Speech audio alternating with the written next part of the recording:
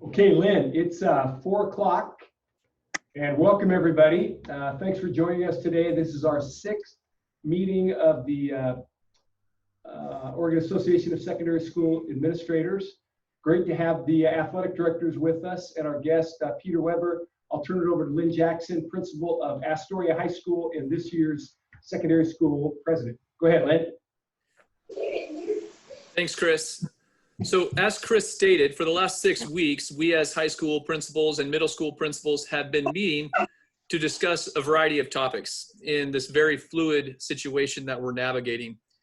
And as we've been pondering about this fluidity and what are the next steps and what are things that we need to do, we certainly have had our co-curricular athletics and activities at the forefront of our mind as well in this process. And so we reached out to Peter Weber, our executive director of OASSA, and invited him to give us some insights of what he knows. I know that his team met yesterday and sent out some more information statewide, but we wanted to give principals as well as athletic directors the opportunity to throw some Q&A at Peter and have him give a little bit of a resume of what's been going on with his world in OASSA in the last 3 months. I know it's been a very fluid time for him as well. So without further ado, Peter, I'm going to turn some time over to you, and then we'll open it up for some question and answer. All right. Thanks, Lynn. I appreciate it. Thanks, everybody, for being on. I'll tell you, when I first came on, the first name that I saw was Jill Weber. She's the principal at Roseburg, I think, but that's my wife's name, and it really scared me that my wife was on here watching what I was doing. So I'm glad that's not the case. First off, I want to say a big thank you to everybody for all the work that you're doing, the effort that you've been putting in. I know if it's anything like what we've been doing around here, it seems like the workload has just increased. More time, off hours, lots of Zoom meetings, etc. But I will tell you, as a parent of a 5th grade and 8th grade boys, your work is really appreciated. I know, speaking for my family, the job that everybody is doing to engage kids as much as we can in this current environment we're finding ourselves in is really appreciated. And I just want to make sure and say that. I know when Chris Olson reached out to me last week about speaking to this group, initially he said, well, we want to have you come and talk about what fall activities are going to look like. And I told him that'd be great. It'd be about a 2-minute presentation and everybody would be fine. But I think from our standpoint, obviously we're thinking about the fall. We honestly, we don't know what it's going to look like right now. Right now we have more questions than answers. I know in talking with our board, and Lynn mentioned that yesterday, we're meeting with our board about every 2 weeks in a work session to update them on the latest information, to exchange information from their perspective, what they're hearing in their local communities and around the state as well. The board yesterday remains very committed as we move forward to trying to find a way as we enter into the fall to offer activities and sports opportunities for kids. If we can do it safely, if we can do it in a way that honors our education-based activity goals, they're committed to doing that. And that's still their mantra at this point. So I think that's an important message. We tried to get that out in the information we sent yesterday. I will tell you, somebody got a hold of a Facebook group at some point, I think on Tuesday night, and thought that we were deciding fall sports on Wednesday morning. I had 175 emails in my inbox over Wednesday night or over Tuesday night into Wednesday morning from people saying, hey, don't cancel fall sports. Don't make a decision this early. I don't know where they got that story, but it wasn't the case. Our board remains committed to try and make that happen in the fall. I'll talk a little bit here in a few minutes about the work that we're doing for the fall, but I thought I would start with talking about the information that we sent out yesterday for the short term. That's really what we've been working on mostly the last couple of weeks. So again, hopefully everybody saw the information that we sent out. And a couple of things that I want to talk about. I'm going to pull it up. I'm going to try and share my screen here and see if I can make that work. Where did I put that? Okay, bear with me for just a sec.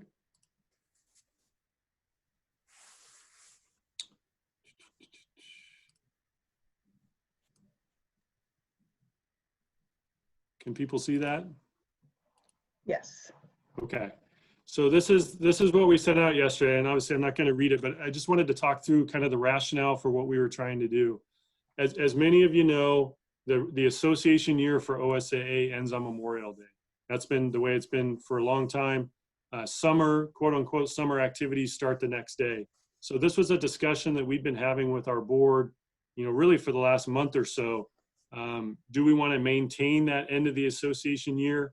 Do we want to push it further back into the summer where traditionally OSSA has kind of had a hands-off, return it back to the local school policy? And we had those discussions for the last few weeks. I've been talking with other directors in other states to find out what they're doing, at least in the western half of the US. Most of them are maintaining what their dates are. Everybody's a little bit all over the board in early June, mid-May, late May. But they were kind of holding that same thing, that when their year's over, and it reverts back to the schools. Obviously, we know that in the times that we're facing now, that creates a lot of different issues for schools. And what we were getting contacted from many of you ADs, from some principals, even some superintendents was, hey, we need some help. We need some guidance. We need some direction on what this could look like in the summer. So the last couple of weeks, we spent a bunch of time with our sports medicine advisory group. I think many of you are familiar with Dr. Keister out of Eugene. He's the chair of our sports medicine group. He's also the chair of the National Federation Sports Medicine Group as well. They released a document earlier this week that kind of outlines what a reopening could look like. It's basically guidance for groups like OSSA, the state associations, in a phasing approach with stratifying low risk, moderate risk, higher risk activities based on contact. So they released that document. We were involved in helping create that. And then we've also kind of coordinated it into an Oregon document as well. And really that's what we tried to send out yesterday. So again, a few things about what we were looking to do. Again, we don't have requirements. It's not mandatory, the information that we sent out.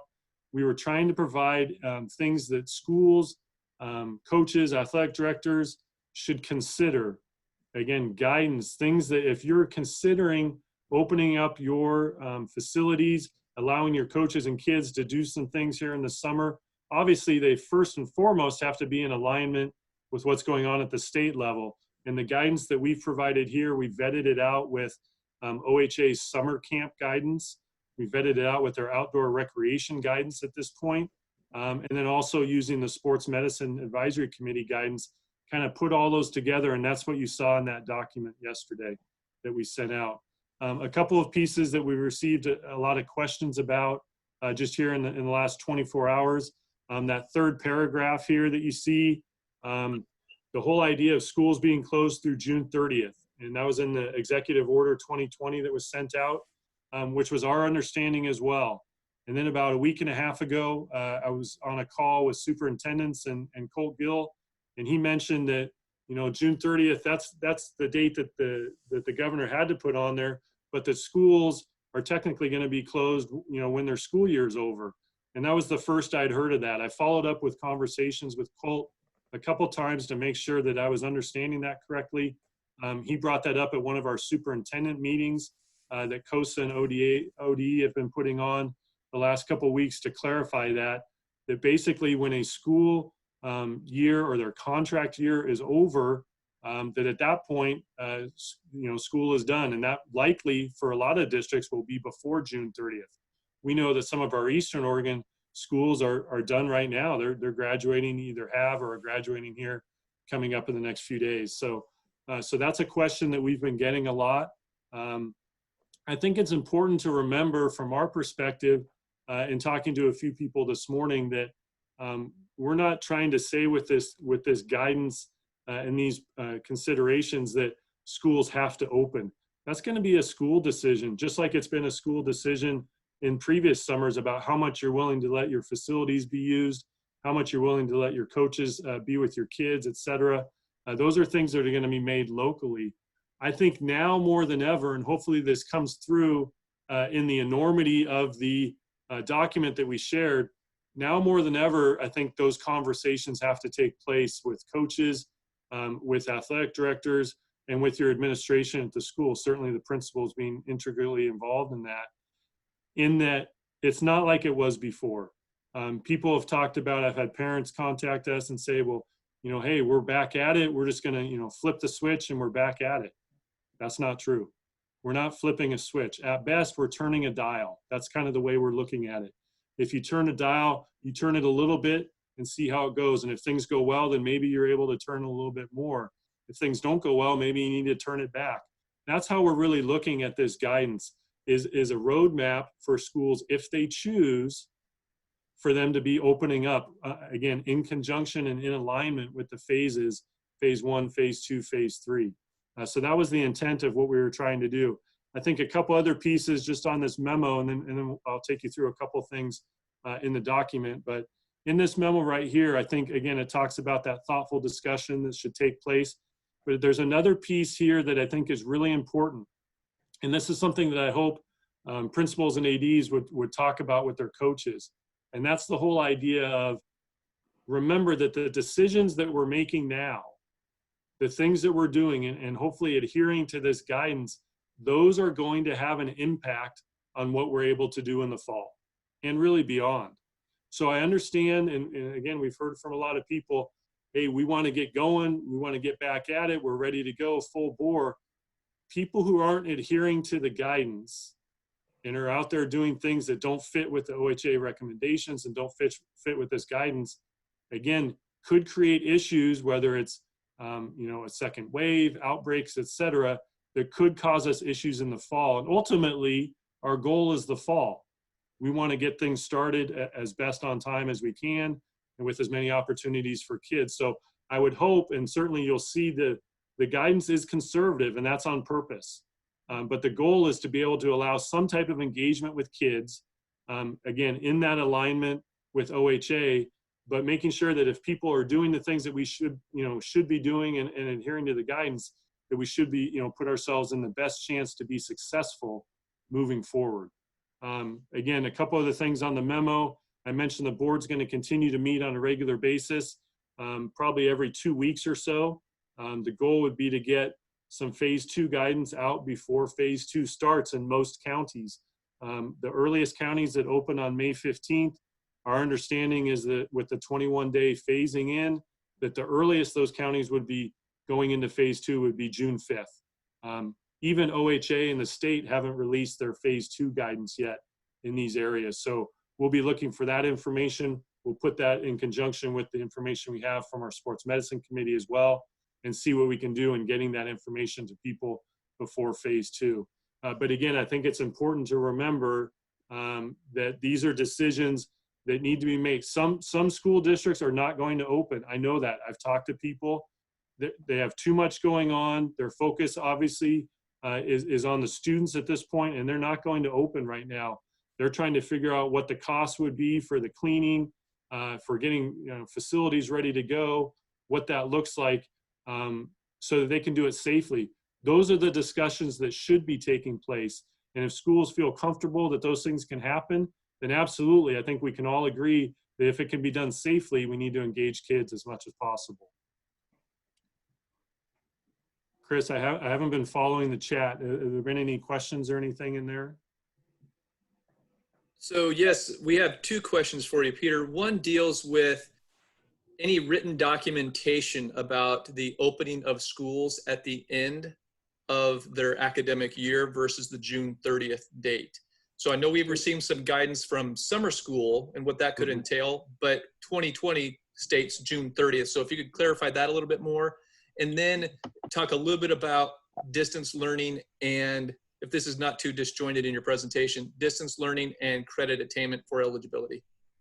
Sure. So the first one, and we added just this afternoon, we added a Q&A on our coronavirus page that speaks to the Executive Order 2020.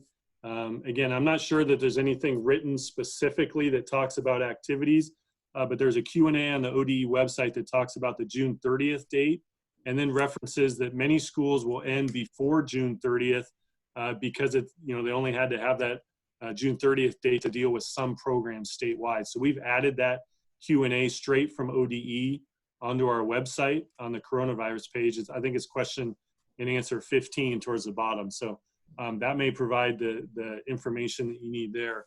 In terms of the distance learning and academic credit, where we're at, we've had conversations with our board. At this point, our board has maintained the current standards in terms of academic credit, knowing that with the pass, no pass, or pass incomplete, that a pass under OASSA policies, a pass would get students the credit that they need to be earning, whether it's in the last semester or trimester or towards their on track to graduate. The other thing that the board is instructed in that area, any academic hardships that come through the office come directly to me. I'm the one that deals with them. And they've encouraged me and basically instructed me to err on the side of kids moving forward in that, and understanding that there are going to be situations, more so than in the past, that will require an academic hardship. A couple of other things. One thing that came up with one of the school districts, you know, I think they were maybe in a trimester situation. They typically in the past had offered 5 classes in their trimester. And because of the timing and everything else, they were going to offer less classes to everybody. Well, we have our chart that talks about if you offer 5, they need to pass 4. Well, in this case, the school was only going to offer 4.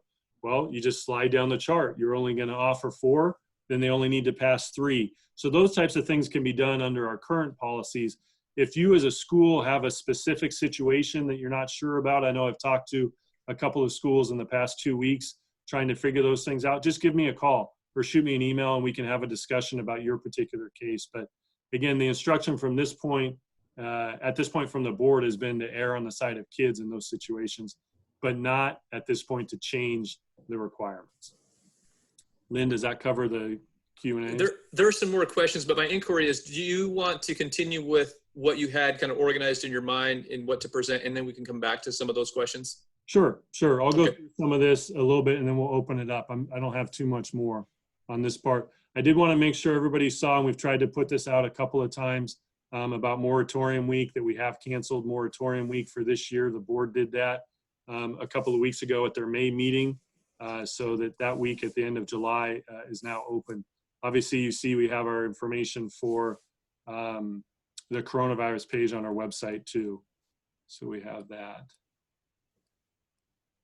Let's see here. Bear with me for just a second here.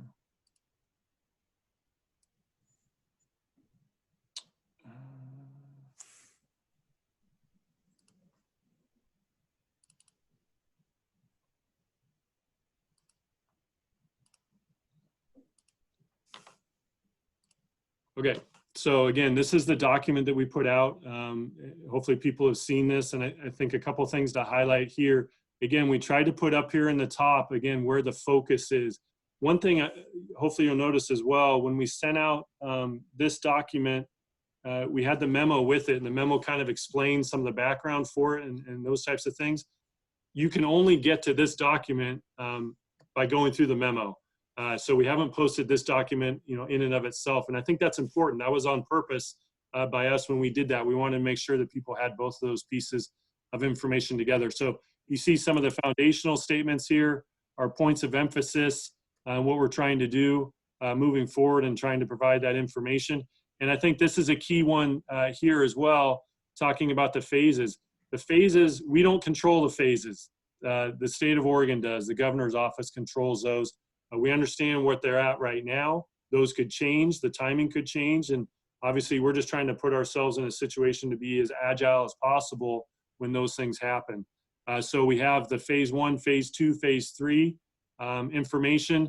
Again, I won't go through each of this, but tried to put the important stuff here with facilities cleaning, making sure that people, again, are having those conversations about what does it look like to come into a facility and to exit a facility when we're trying to keep physical distancing. Those things are important and need to be looked at. Obviously, we have the current limitations for gatherings. This is really the key piece at this point in phase 1, is keeping those small groups, those pods that we're calling them, of 5 to 10 kids, trying to keep them together. Again, this information is coming, you know, almost verbatim from our medical people, talking about ways that you can, you know, prevent as much as possible the spread of the disease. So that's critical information. There's information about screening. Again, this is falling in line with some of the summer camp guidance and summer school guidance that we've seen before as well. At the end of this, we also created a monitoring form, kind of a check-in form that you can use when you're having those workouts and things at your facilities with your coaches and with your students. We have the face covering information. Again, at this point, the medical advice is to recommend face coverings.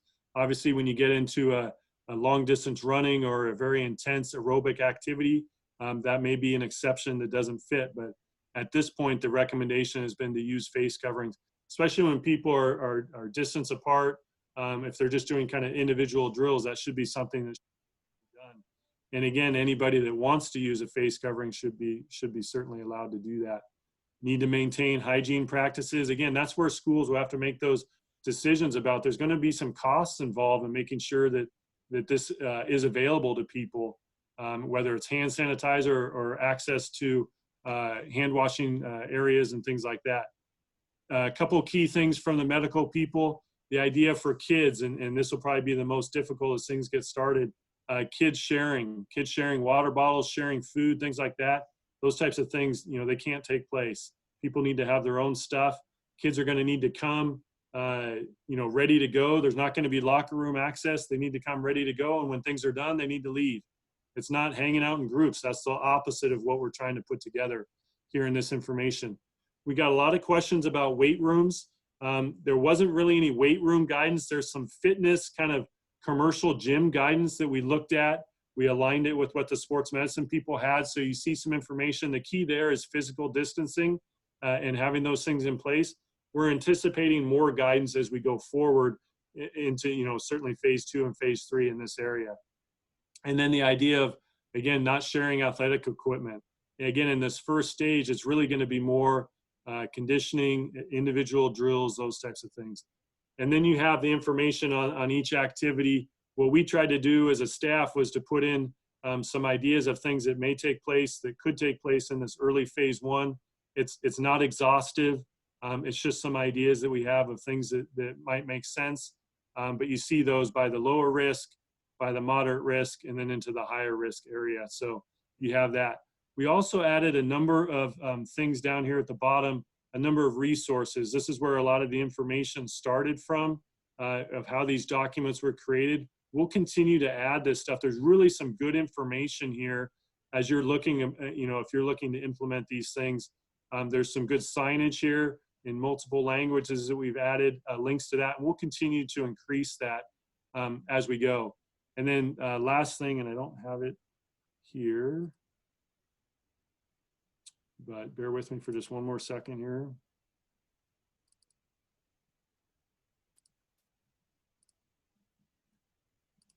Is the monitoring form. And again, pretty straightforward, but if you're checking in kids, if you're doing temperature checks, things like that, here's a form ready-made that you can use and fill that out and have that on hand as you're doing these things. So again, that was the information that I wanted to share about what we sent out. I know there's a ton of questions, so I can pull up the chat and we can start working through these things. Is that how you want to do that, Lynn, or what's the best way? Hey, Peter, let me just before Lynn jumps into the Q&A, all 3 documents then are on the OSSA website, correct? Yeah, so we put them all in one document. So if you get one, you get them all. And again, that was the purpose. Okay, great. Then what I'll do is go in and copy it, and we'll paste it up to the OSSA page or the OASSA page as well. So principals Perfect. will grab that as well. That's Go great. ahead, So, Lynn. Peter, I think if you jump down to a post at 418 by Kevin, talks about physicals and issues about student athletes not having access to physicals or physicians right now to get that physical, and any guidance that we may have there. And then just scrolling on down from the physical question and then to the restructuring of leagues based upon opening status of school districts, et cetera. You could see that feed beginning at 418. Okay, so on the physical piece, we've been in conversations. The physical requirement in Oregon is actually not an OSSA policy. We have no policy in that area because it's encumbered in state law. It's actually part of the statute. So as this was starting to happen, we looked at possible language changes. We've been in touch with ODE. They have that. My understanding is they have that. We're working with Colt and Cindy Hunt. They have our recommended change on on a list of a number of amendments that would need to take place, but those have to go to the legislature. So obviously that hasn't happened yet, hasn't been the main priority. So we don't know yet if that will go into effect, but basically the change that we were recommending was for students that have not had a physical, so your incoming freshmen or people who haven't played a sport before, they will still need to have a physical. That's going to be critical. For people who have had a physical and it's about to expire, again, that 2-year window, so thinking maybe about your, your seniors, or your sophomores, or people that it's about to expire for them, what we're asking the state to look at with a change to extend that for 1 year. So if it was about to expire here at the end of year 2, and they're still going to participate in an activity, that could possibly be extended. We don't know when that will happen. We've heard possibly June when the special session goes in, but we don't know. So at this point, the current policy is in place, the state statute, that they need to have one. But we understand and anticipated that the issue would be access. That's not what medical offices are focused on right now. I think as things open up, it'll get a little bit better, but it's still going to be an issue. So that's why we've requested that. And as soon as we know anything on that, we'll be able to, let schools know. Peter, can I ask a question on that, or should I wait? No, go ahead. So like in Ashland, and probably similar to a lot of other districts, like we have a 3-year middle school, 6, 7, 8. And so kids who are athletes at the middle school will get a physical in 6th grade, and they get another one in 8th grade. And they always ask, like, can it carry over into the 9th grade? And for us, we just say no, because we just want to, they're going to have to get 2 physicals in high school either way. So we just say you get them in 9 and 11. But if we have kids who have gotten a physical for athletics in 8th grade, which is good for 2 calendar years by your rules, could we count that for incoming 9th graders? I think you would be able to, as long as they're using the required form. Yeah, they use this. Yeah, they use the same form. If somebody has a physical on that form, it's good for 2 years. Right. Okay, cool. Thank you. Yep. Okay, Peter, next question dealt with restructuring of leagues based upon opening status. This from Peyton Chapman. Yeah, Peyton, we have not gotten to that point yet, based on what it's gonna look like. Obviously, one of the things that I didn't mention it earlier, as we start to think about the fall, we can have all the best contingency plans and everything in place, but the reality is the key for us is going to be the same thing that's the key for you. What is school reopening going to look like? So we haven't gotten that far on what that would look like potentially if we were going to look at redoing leagues, if some counties are open, which means some districts are open and others aren't. We haven't gotten that far. That's on our list of discussion items as we move forward. Just trying to look here. We have one about taking temperatures at 422. Who would you recommend in taking temperatures of student athletes upon arrival to workouts? I think if you have a trainer, that would be great. Obviously, not everybody has an athletic trainer. I think we'd have to look at the OHA guidance that they have. When they put out the summer camp guidance that we're talking about, that it didn't have to be a medical provider that took somebody's temperature. That could be, a coach or an AD or whoever is there to do that. I'd have to go back and look at the exact wording from the summer camp, but I don't think it has to be a medical provider that does that temperature check. And have you discussed limitations of travel? It talks about keeping within your county, especially if counties are at different stages of reopening. Have we discussed what that may look like if most of the teams in your league happen to be in different counties? Yeah, we've talked about that. And again, it's a little early, obviously, for any decisions on that. One of the things, with 31 counties already open, I know Polk and Marion are opening tomorrow. My understanding is that Washington and Clackamas are opening maybe June 1 or something along those lines. So people are going to be at some different stages, and those are conversations that we'll have to have. The initial information that we have from the medical people, what we've seen from OHA, is to limit travel. If there's not a reason to cross county, certainly to any type of mixing of kids and those types of things, that would be ideal. That just stay local for now. Hopefully, as things open up, and again, as we open that dial, as we talked about earlier, that will hopefully some of that will go away. If not, then obviously there'll be decisions that need to be made. I think there's certainly discussions that we've had both with the medical committee, with other state associations, and even ADs on this call already about the idea of it could look more local and regional than it has in the past. And some of that could be counties that are open and other counties that aren't. But I see Troy on my screen up there. You know, I know he's going to a new school, but at Pendleton as a 5A, there's not a whole bunch of other schools up in that area. If we got in a situation where they were open and other people weren't, and we weren't able to do cross-county travel, it could be that Pendleton and Pilot Rock are playing more than they used to, you know, but it provides opportunities for kids. So those are the types of options that we're going to be looking at. We're getting a lot of ideas from people, which is great. And pretty much everything's on the table, you know, for discussion. You know, there's a lot of ideas, all good ideas, but there's a lot of ideas, and we're going to look at them. One thing that I didn't speak to before I get back to some of the questions is our contingency groups that we've put together. And I can pull those up as well. I think I have that document somewhere. The contingency groups that we put together are, here's what they look like. So we did this for the fall sports plus cheer and dance, and we have a speech one that'll get going as well here in the near future. So these groups were put together again with the concept of getting some ADs and coaches from around the state together who have a specific interest in a specific sport to talk about what things could look like. We know that a lot of what will the fall will look like and even beyond will be dictated to us. It'll be dictated by the governor's office, be dictated by Oregon Health Authority and our sports medicine people. But within those directives, what types of opportunities are we going to have? So by gathering people who have some expertise in those particular sports and activities, we think it's going to be helpful. We started meeting with them last week. We're going to meet on kind of a weekly basis with them.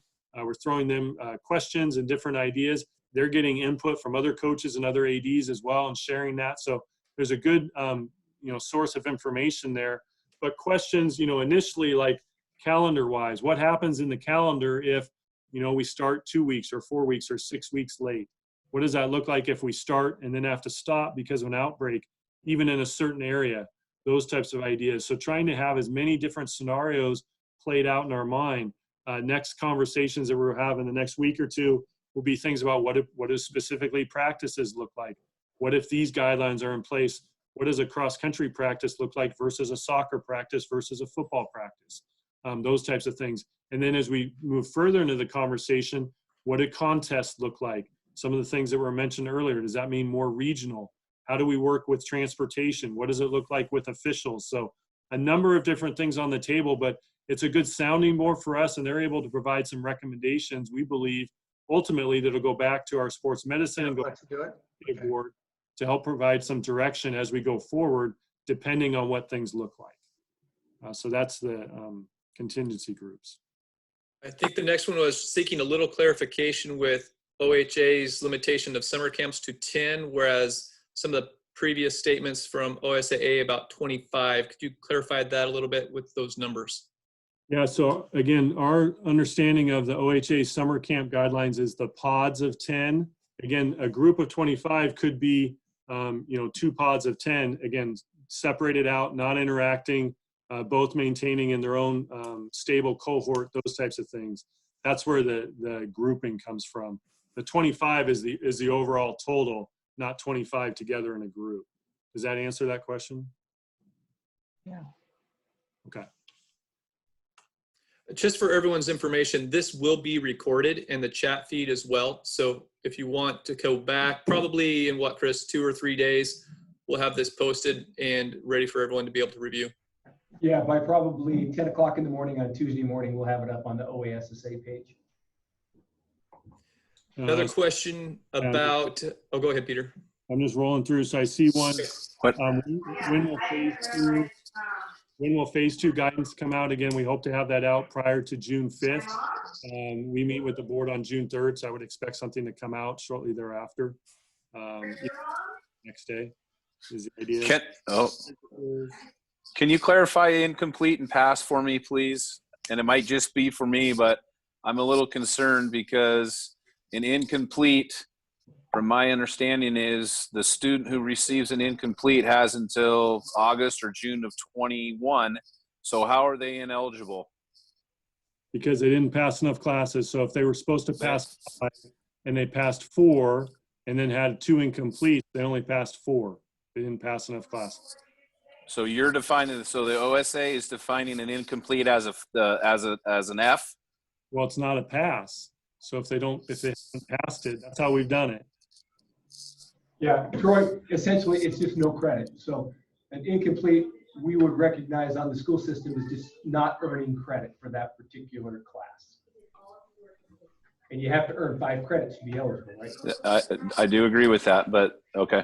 But I think, but Troy, back to your point again, with the instruction from the board is if you have a situation like student had to pass 5, they only passed 4, they had 2 incompletes, and there's a reason for the incompletes. Again, I think people have worked with me well enough to know that we can pick out academic hardship. Right. Yep. And that's why, and I'm hoping that schools are collecting good data and keeping information. So if they do get in that case, they haven't reached a kid or a kid doesn't have, services, all that. So I just wanted to make sure that that's okay. Thank you. And I'm prepared to work with schools on that. Oh, I know you are. Yep. I just was making sure that I got that. Yep. Thank you. I do want to address Troy's comment regarding the credits and the incomplete. That is something that's truly at the forefront of many of our principals' minds right now about those credit earning assurance plans. And those are going to be very fluid. And so as you work with your administrators and counselors and teachers, you may have students that were ineligible on September 1st that are now eligible on September 12th because they completed their credit earning assurance plan. And so that's going to be something, those open lines of communication are going to be vital. That's on track rate in history this year. So are we going to have some kind of mechanism to sort of streamline that process? Because I know in Cottage Grove, we have 50% of our kids right now are at risk of having an incomplete. And on some of those kids are only going to have 1 or 2 and they'll still be eligible. But we're going to have a ton of kids. If we go if fall is close to normal, we're going to have a ton of kids that are almost eligible. So I feel like in September, there might be just this flood of kids, like almost daily, saying, I got my thing done. Is there going to be some sort of mechanism to streamline it so that we're not having to fill out a lot of paperwork every time a kid walks in? So Matthew, I do want you to know that this is a rather, as I just stated, a key issue that we're working through as high school principals. That's actually our topic next week. We are inviting ODE in to talk specifically about these credit earning assurance plans and what guidance they could give to us on how to efficiently roll that out so that we're not, because when you read that guidance, it talks about not limiting class progression or activities and those types of things. So they're on the same page. It's just logistically getting all of those ducks in a row so that we can efficiently carry that out. Well, and that's something too that we can take back to our board, as we move through the summer. And if those are things that we need to change, or again, like to Matt's question, if there's a school that has 25 kids that are in the same boat, instead of having to fill out 25 hardships, maybe there's something we could do on a group basis in conjunction with the athletic director or the principal. So we're certainly open to those conversations. And talking with a couple of other states, I think it might have been Washington. They did kind of a blanket in Washington, and basically, to my understanding, said that kids were going to be eligible in the fall no matter what. Our board hasn't gone there. Yeah. And I might offend a few people on this, but I hope that we are leaning the kid's side. A kid should not be penalized for what has happened.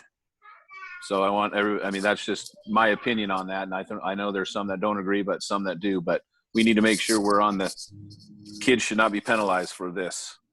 And that was I completely agree. Our board. That was the message the board instructed me as well. So whatever that ends up looking like, whether it's the traditional hardship process, or again, as Lynn said, as that conversation continues with ODE, again, we can look at possible modifications to streamlining it. So again, the kid doesn't, face the penalty.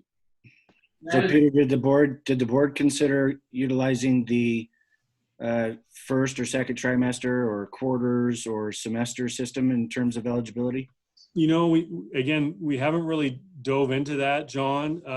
Something as a conversation that I had with an athletic director earlier this week, they talked about that, where they're a trimester and they really didn't get the third trimester started, but they have second trimester and wondered if that could be possible. So I think those are conversations that forward we could talk about.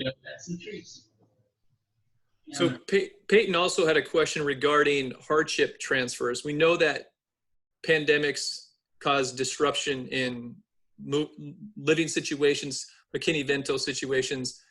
Have we discussed what that could look like and how fluid this could end up becoming? Well, again, I think, with the current hardship process, that's something that a school can take that to their district committee. We have made some changes. We added some language. Previously, we did not have any language in our handbook regarding McKinney-Vento. It wasn't even mentioned in our handbook.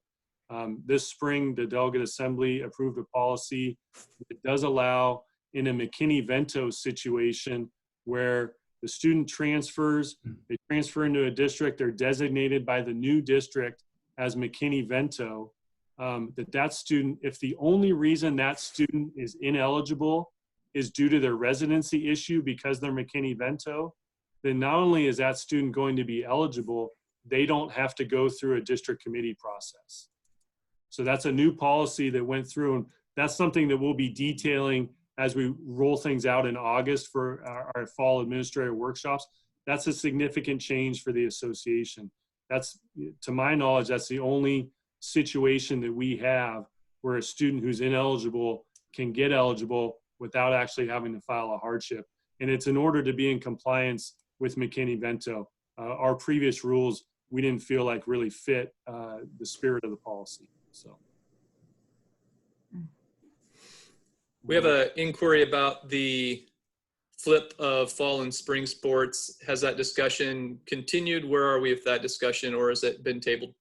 It's been a discussion. The contingency groups, a couple of them have talked about it. Honestly, we haven't spent a bunch of time on flipping. At this early point, our focus has been getting that summer guidance out. As we get further into the discussions with contingency groups, I could see that coming up. We've gotten, already feedback from parents or coaches or ADs on that, just unsolicited, have sent stuff to us saying, hey, either this is something you need to consider or, hey, don't consider it for these reasons. So we've already seen people on both sides of that. So at this point, it's one of the many things that will be looked at.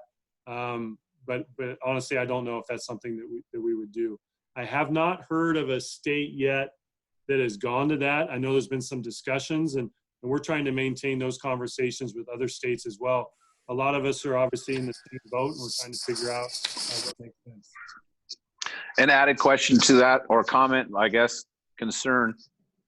Any discussion or thought, hopefully not, that maybe we have multiple sports, what sport's more important? We're not planning on having, combination of some winter sports and spring sports or fall sports, or throwing football in the middle of winter just because it's football, or, what I'm saying here? Are we going to have a potpourri of sports that we're going to be able to have to go after, or are we going to try to keep it in seasons? Yeah, so again, we have not had those conversations. I know in the people who've contacted me with some concerns about possibly flipping sports, those are some of the things that they've talked about. I had one, I don't know if it was a coach or a parent, that emailed me last week and said, hey, I heard that things were being considered for flipping sports. That's all well and good until you flip the spring and the fall, and then you can't get the spring in again this fall. And then that's 2 seasons in a row that the spring hasn't been able to play. And then what do you do then? So I think there's a lot of different viewpoints on that, but that hasn't been something that's really been discussed. Yeah. Folks I heard sports are going to be canceled. We just flipped. What else, Lynn, do we have here? Heading down to the bottom, what are some takeaways amongst your leadership team, your board, that are some silver linings, some hope that we have heading forward in this very fluid situation? Well, again, I think for us, it's back to that conversation. We still have a commitment. Our board still has a commitment that we're going to be able to figure something out. To be honest, and I know some people, when they got the guidance yesterday, or they saw how limited things were, that maybe there was some level of disappointment. Hey, we were excited that here's potentially an opportunity, if it works for a school in a school district, to have some type of engagement with kids. On so many of the contingency group calls that we've had and talking with coaches and ADs, we're talking about, playoffs next year and contests. And, at some point we had to stop them and say, hey, let's remember where we're at right now. Right now, we can't do anything. If in a week or 2 weeks, we can have some type of contact with a limited number of kids in a safe environment, that's a win for all of us. And I think that's the mindset that we need to have going forward. To be honest, I've been very encouraged by the conversations I've had with superintendents and principals and ADs around the state. These are difficult times that we're finding ourselves in. People are being maxed out right now, but I still feel like the value of high school activities and athletics, that people understand that that's important.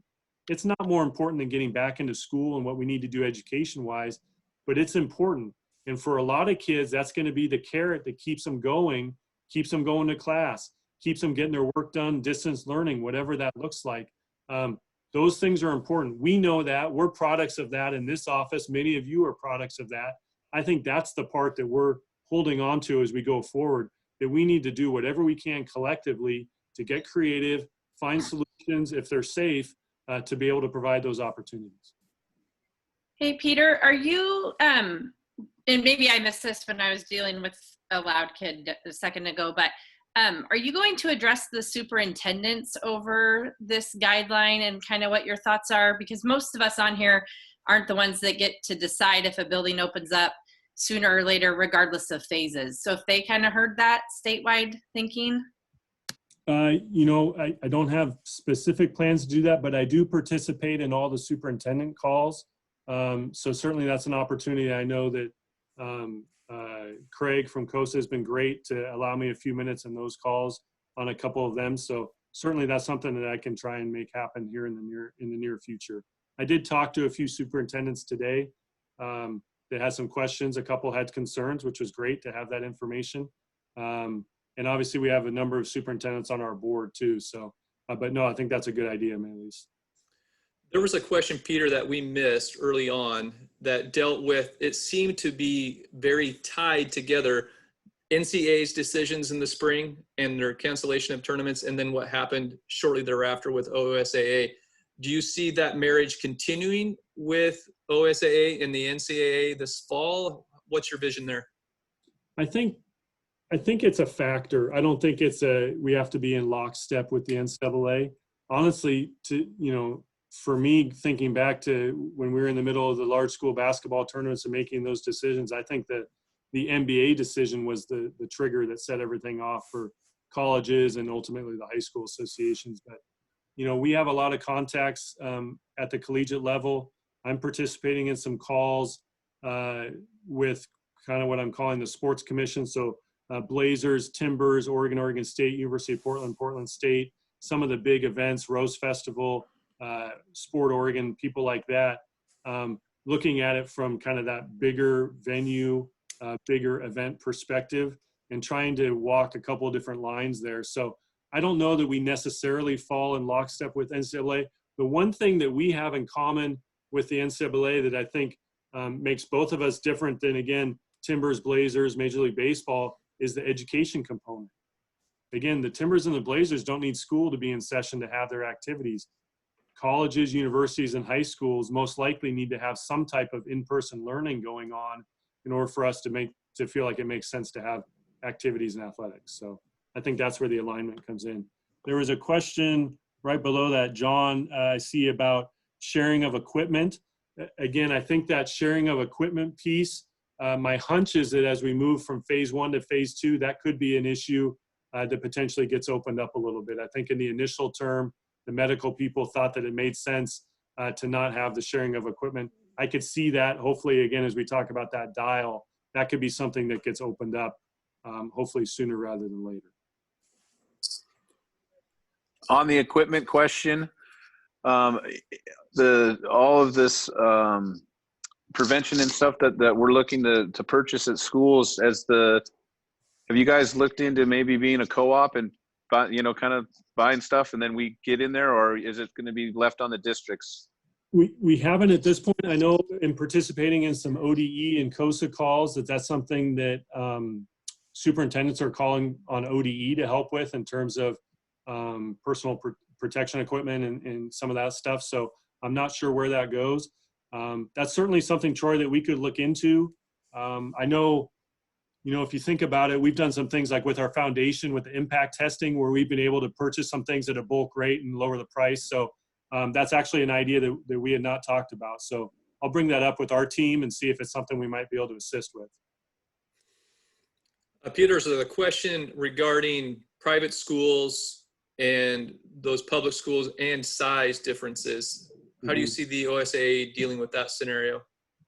Yeah, I think that'll be interesting. That was one of the things as we watched the guidance coming down from ODE and the governor.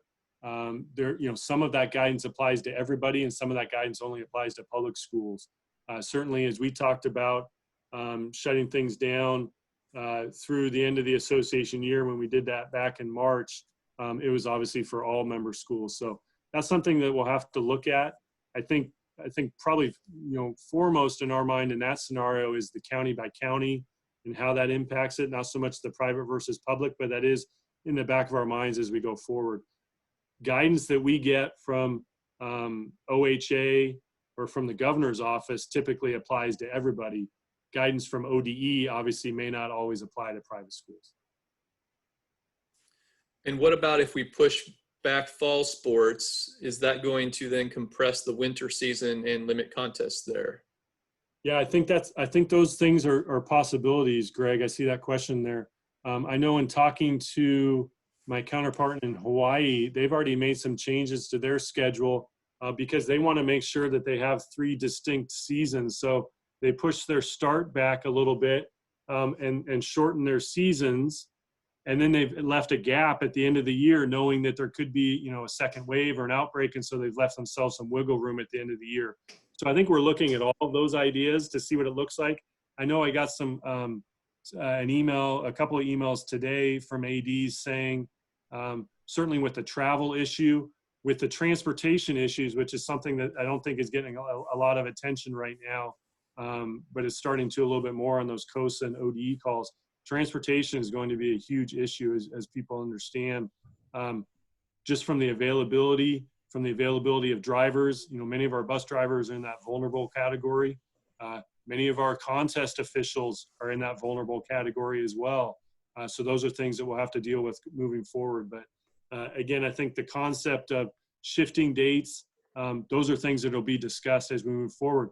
The emails I got earlier today from ADs were talking about maybe we need to shrink the number of contests here as we look at, again, budgets are obviously being hit. We saw the revenue forecast yesterday. Those things will be conversations as we go forward to see what makes sense. Hey, Peter, is there a subcommittee that's kind of looking at the revenue and expense issues around sports? Like in some school districts, football gate receipts, fund a lot of other activities and sports within a school. If for some reason there's some limitation on spectators, so we try to run a season for kids, but we limit spectators, and so now you've just lost potential gate receipts. Same thing for the OSSA. If you run into the end of the season and you decide to have the championships, but you don't have spectators available, and now you have the expense but no gate receipts. Who's going to manage that to make that kind of decision about is this viable to move forward in this economic climate?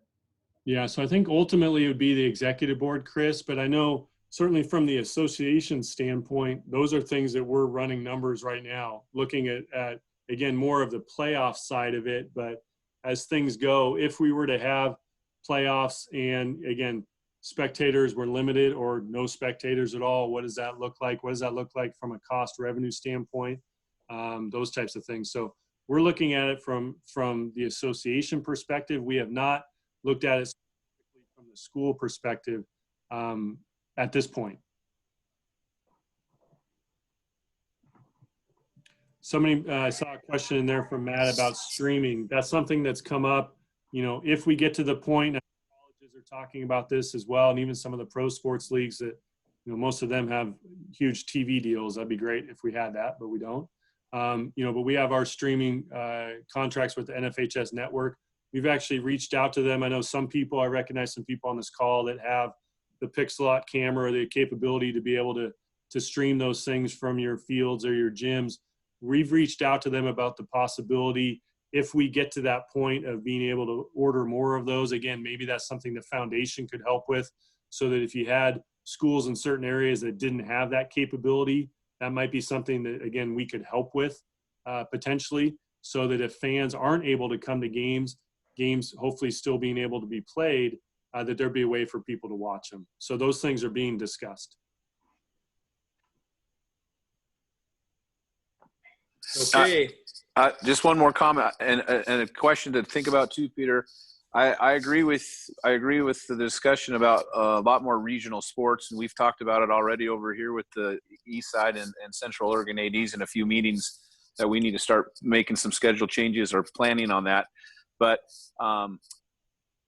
I do want you to consider when you're talking, and I just want to get kids in the building first of all. But if we ever get to the point of playoffs and that sort of thing, some sort of plan where schools will not be penalized or can't reach the playoffs because of travel or whatever that, and I don't know what that looks like, is if this is the year that we don't have state championships. I just would hate for a bunch of kids not to have the opportunity because they're limited on where they're playing, or so just keep an open minded that maybe we have regional championships this year or something of that nature.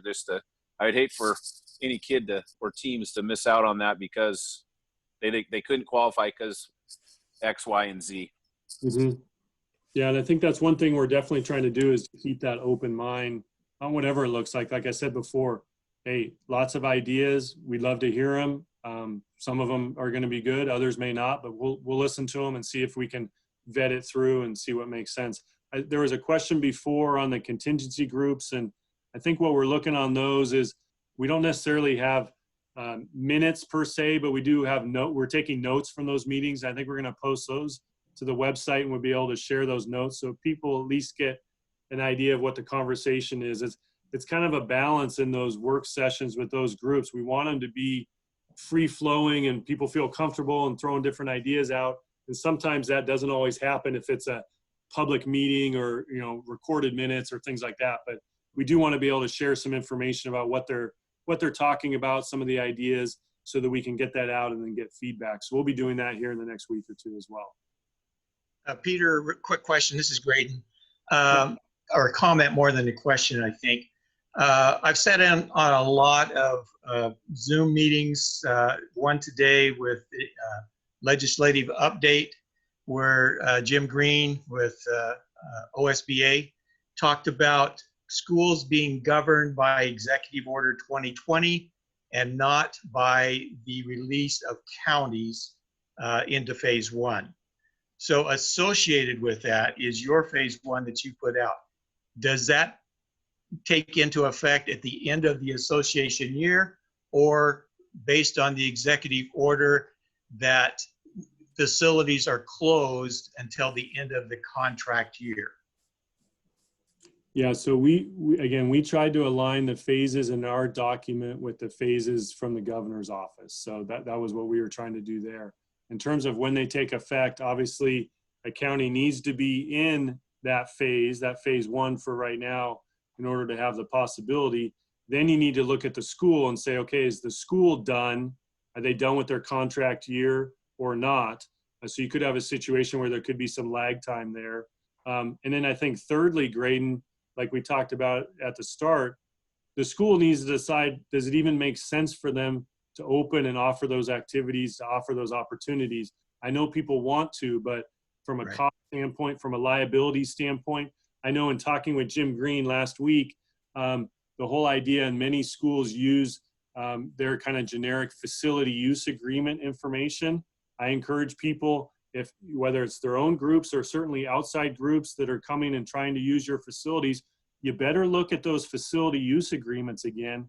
If you have all these extra costs to get facilities ready, to clean them during something and to clean them afterwards, you need to make sure that if you're having outside groups use your facilities, they should be the ones bearing those costs, not you. And make sure that you have those conversations with them. Like I said before, I think there's going to Okay, thanks. I think there's going to be some schools that look at this and look at everything else they're trying to do. It may just be too big of a lift at this point to do that in the short term.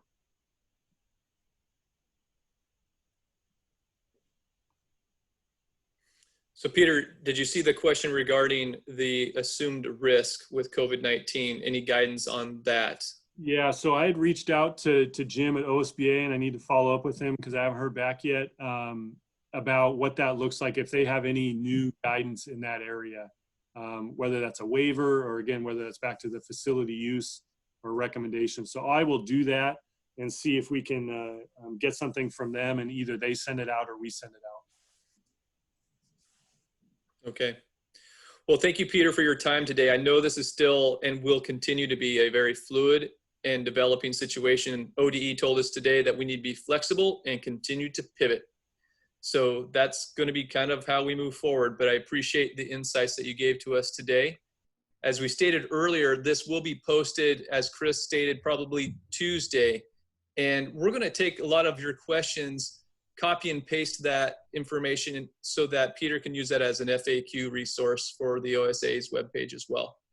Yeah, and we'll be updating our coronavirus page, so we'll get this. We have some other questions that have been coming up, and trying to get that updated. So be sure and check back, on a somewhat regular basis on the site for anything. And again, I guess last for me, first of all, thank you for having me on. And I know I probably didn't answer very many questions. I may have created more questions, but the other thing I would encourage you, and I hope everybody feels comfortable with this, but to understand that we want you to reach out to us, reach out to our staff. We're not technically in the office, but many of you have my cell phone number, you have our emails. Reach out. If you have a question, let us know, because probably somebody in a district next to you has the same question. And if we can get that on our FAQ page and help people out, that's what we're trying to do. So really encourage you to reach out to us. Let us know how we can help moving forward. Okay, Chris, I'll turn that back over to you. Wrap this show up. Thanks, Lynn. And Peter, thanks again very much. And we hope that you'll come back, and if there's more updated information as we get into June, you'll be able to share that with us. So thanks for taking time. It was a great day, and we had about 175 people join us. So good job. Yeah, no, anytime. Thanks, Chris. Okay, and Lynn, thanks to you. Why don't you go ahead, Lynn, one more time and make the announcement about next Thursday's session, who will be here and what the topic is. So that's still a little fluid, but my understanding is that we have ODE with Jennifer Patterson, and is Scott going to be able to show up as well? Yeah, I think Scott and I will join as well. Okay, so Scott will be here, and they'll be discussing the situation with how to effectively roll out and more guidance regarding the credit earning assurance plans, which will certainly tie into eligibility as well. So looking forward to seeing us again next Thursday, 4 o'clock. Great. Thanks, everybody. Have a great Memorial Day weekend.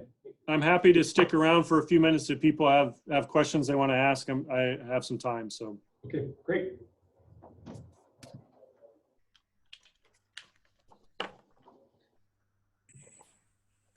Thanks, Peter. Have a great weekend. Hey, thanks, Alan. Good to see you. You too. Hey, Peter, it's Justin Stark. I have a question for you. Hey, Justin. Hey, so I noticed in the NFHS guidelines, they actually didn't limit it to 1 ball per person. They talked about just sanitizing and cleaning the balls. You guys have advised that we just have 1 ball per person and no sharing of the ball. Do you anticipate that it's possible in phase 2 that they might be able to share a ball so 2 kids could play catch? So a pitcher could actually pitch to a kid with a catcher behind him, or so volleyball players could bump the ball and then sanitize the ball regularly? I was just looking up, we have some draft stuff that I've been looking at. So let me take a look and see. Okay.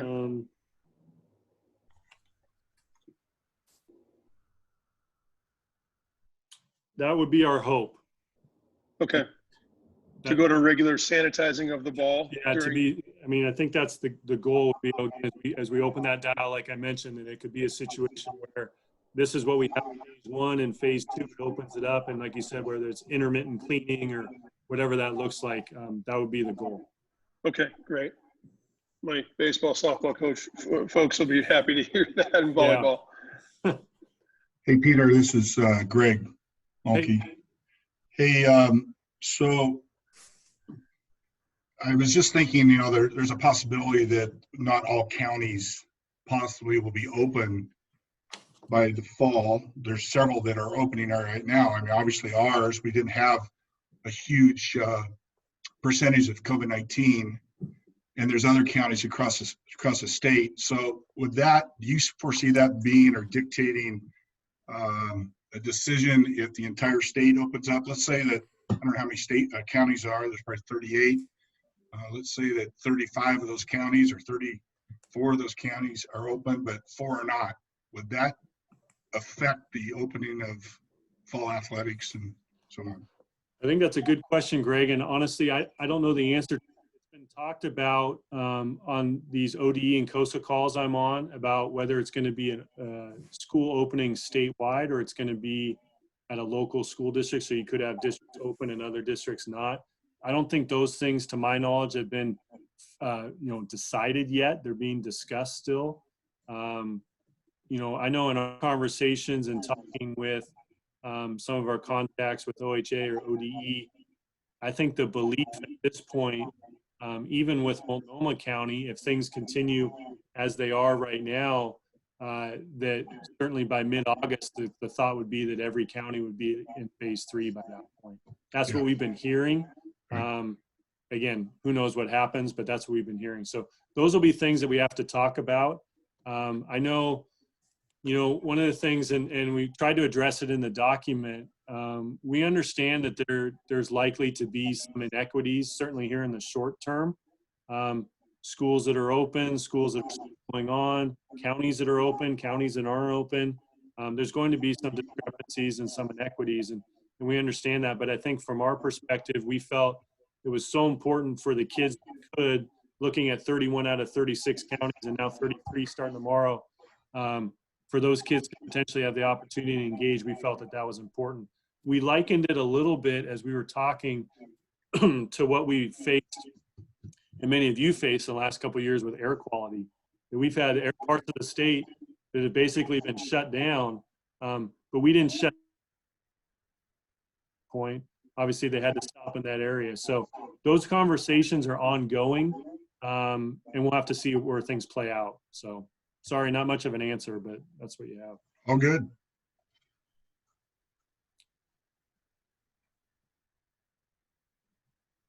Is anybody else tired of Zoom meetings? Yes. Oh, man. Killing me. Yeah. Hey, Peter, it's Greg from West Lynn. Hey, Greg. Hey, quick question for you. So reading through the guidelines, focusing specifically on paragraph 3, in that the state interpretation of end of school being the June 30th being when it'll become a district decision. Any thought on, because I mean, obviously different school districts could have different interpretations of, kind of where we are going to land. Any conversation, any of this happening, kind of going down to the league level with regard to what any common interpretation of that could be? I'm seeing, like one district choosing one thing and a neighboring district choosing another, and some concern amongst equities amongst coaches and parents. Yeah, so we talked briefly about that with the board, but didn't really get very far on that. I think the reality is that as we're finding out, every school, every community, every county is in such a different place right now that we felt that would be difficult to mandate that from our level. Certainly as a league, if leagues or districts want to get together and say, hey, we're going to approach this. I know thinking about the collegiate level, like the Pac-12 getting together, hey, we're going to band together and we're going to try and do things, in a similar fashion or what that looks like. But we didn't think at this point that was something that we felt we needed to do from the OSA level down. Okay. Hey, Greg, I did hear during this that there was a 5A league that has agreed as a league to stay closed up to a certain date. So that is something for a league. If ADs and principals get together, they can do that. So yeah, and we did that today, Mid-Willamette Conference, just to keep it equitable, at least amongst our league. How long are you guys doing that for, Sal? till June 30th. All right. Peter? Yeah. Ryan here down at Central. Hey, Yeah. on the general activity description here, the lower infection risk activities, and then you have the moderate one. Up in the Yes. top section of that, you list 7-on-7 football. Yes. And I'm just maybe some clarification on that. Obviously, football in the lower section, as Justin brought up earlier, no handling of a football or anything like that between two people. But in that moderate infection, it lists 7-on-7 football.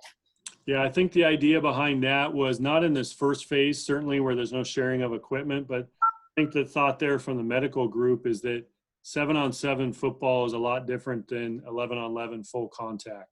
And there could be some opportunities, potentially down the road where a 7-on-7 could be allowed, even though we may not be allowing full contact. Gotcha. Something they had in their guidance, it was, I think, similar in the NFHS guidance as well. Peter, Rob Bonner, Cook County. Hey, Rob. Hey, Peter. Hey, so I'm kind of seeing a possibility of clubs not associated with the school, baseball, summer programs, basketball, summer leagues, those things. How should I direct that? It's not associated with the school, but some of my kids may be involved with these coaches from out of the communities. Any advice there? Are you talking about how much should you direct if they want to use your facilities, or just in general, how much should you direct? Just in general, because I have a feeling these clubs not associated with the school may not adhere to the one ball, the not playing catch, so what do I do there? Yeah, I think our recommendation would be that you recommend to them that they follow the guidance. Obviously, you don't have control over them. You're not mandating it. I think, again, as we move through phase 1 into phase 2, it's likely that specific piece will open up a little bit, hopefully. So that could be a moot point. And I understand where you're coming from on the club sports. I was on a summer camp guidance draft call a week and a half ago, and they were talking about it, and it was unbelievable to me. There were 350 people on this call, and as soon as they said, hey, summer camps are going to be a go on May 15th, it was crazy. It was absolutely crazy. And I got an email the next day, forwarded it to me from a club group in Portland. So we're talking Multnomah County, which isn't even open, saying, hey, we're back open May 15th. Come on down. We're following these guidelines. They were following about a third of the guidelines. We know those things are happening around the state. And again, I think the only control we have over those is certainly, number one, facilities. They're going to come, knocking and want to use your facilities. And those are decisions schools will have to make. And then I think just working with your coaches. And again, that's why we put having that thoughtful conversation with your coaches, that even if it's not technically a school team, if your coach is involved or your kids are involved, I think the recommendation is, hey, we're in this together. If we have all these groups that aren't following the guidance, what's that going to do to us come fall or winter? Are we going to be in a situation we don't want to be in because people are being reckless right now? So, can I jump in really quick on that, Rob? Because we've been kind of looking at that here in Ontario. Josh Mink, AD at Ontario. You're in Crook County. You're probably in the same boat as we are, where a lot of our fields and our facilities are shared. We just don't have a whole lot of parks and stuff that are in good shape. And so we were approached by some of those little leagues and things as well. And what I'm working on is drafting up a proposal for those guys. We said no indoor facilities at all. We can't facilitate the cleaning and things like that. But we'll let them use our soccer fields. We'll let them use maybe our baseball field if they can clean the dugouts and things appropriately. I'm going to give them basically a second agreement to sign in addition to our facilities use agreement. That's really COVID specific with phase 1 details. And I mean, we're just going to have to monitor it is what it's going to boil down to. That's kind of our commitment with our community and our kids. And that'll probably fall on me. So, but, and that's going to be it. Maybe they'll get one verbal warning. Hey, we see you guys aren't following these rules. And then the next time we're just going to kick them off. We're not going to let them continue. So that's kind of where we're going. And I just assume maybe you guys are in the same boat with facilities and parks and whatnot. So Josh, is that something when you put together that second agreement, could you send that to us? That could be a template for other schools. We could add that to our resources. So if you wouldn't mind sending it to us, we could share that out with people, or if anybody else puts something together like that, I think that'd be great. yeah, I can share that out. And Peter, just one observation, when the memo went out yesterday and it went out to all advisors and coaches, the rate of self-interpretation was a lot faster than everything else. I'm kind of wondering if when we're dealing with topics like this and we're dealing with different state agencies that are also connected to this, if it could be going out to principals, superintendents, and maybe athletic directors and not coaches, advisors, because I'm not trying to make my job easier, but also we have people ready to run forward with parents. And I mean, and then I just told them, give me a day to help sort it out and get some clarification. So I just. Yeah, would it surprise you? It probably won't surprise you to know that you are not the only person who has expressed that to me today. Yeah, it's actually been productive. Taking that. Yeah. It's been productive, but it's also just kind of wondering and I chalk it up towards eagerness and excitement. So. Thanks for saying that, Dennis. I was about to ask the same question. So I'm sure I was sure I wasn't the only one. Well, and the good news is they're reading the OSA memos. They're reading the information. So first time probably. Yeah. Well, and they're reading the parts they want to read. That was the experience I had this morning. So.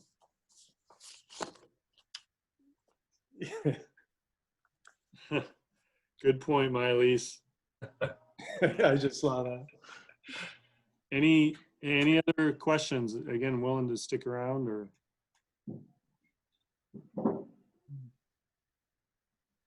Thanks for your time today, Peter. Really do appreciate it. Thanks, Yes, Lynn. very good and great facilitation, Lynn. It was. Thank you, Dennis. Yeah, thank you both. Great job. All right, once again, guys, everybody have a great Memorial Day weekend. Yep. We'll see you again in the future. Right. Okay. Thank you. Take care. Thanks, Peter. Well done, guys. Hey, Thanks, can you make sure, Chris, and send me a copy of or maybe I can get it, a copy of the chat? Yeah, I'll do it. Actually, I think I can do it here. I think. Okay. Thanks, Peter. Thank you. You bet. Thanks a lot.